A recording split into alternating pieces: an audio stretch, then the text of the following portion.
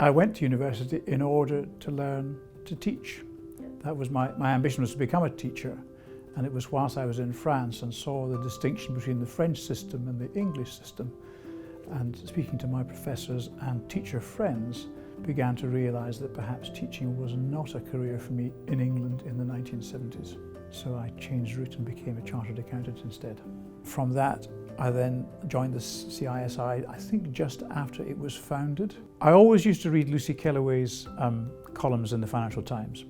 I was very surprised to see her announce in the FT that she was going to leave the Financial Times after 30 years to become a teacher, and that she'd founded an organisation called NowTeach. So I read that article and it sowed a seed.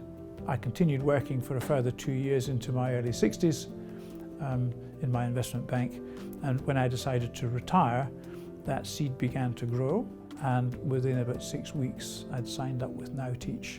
Investment banking was great fun. The people were great fun.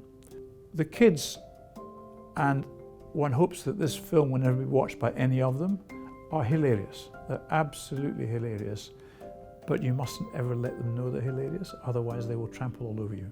You also see children develop. Just in the 2 terms, I've seen some kids develop from having no interest in my subject and no demonstrable knowledge in my subject to quite liking it and being able to say things in French.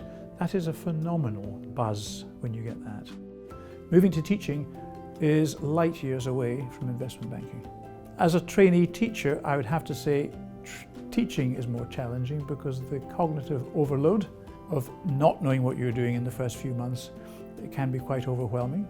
Whereas investment banking, after you've been doing it for 10, 20, 30 years, hopefully you know what you're doing. There were a lot of transferable skills. Every lesson in a way is a presentation. The ability to do Q&A and to think on your feet. In investment banking, you have to think on your feet. The teachers I know are fantastic. They are astoundingly professional. They work extremely hard. It's not the 9 to 4 and long holidays job that people think it is in the city. These people do a remarkable job, but there aren't enough of them doing it. And that's why I came back into it. So I think what motivates me is doing well at whatever I want to do, succeeding. And of course, success comes in many forms. Clearly in investment banking, it comes in traveling and the money and the interest and the people. I think in teaching, it comes in that you're taking young people and you are hopefully helping to turn them into successful and social adults. That's what I'd see as success in the new profession. I would recommend it. I'd recommend having a career first, but then do it, because it is very rewarding if that's what you want to do.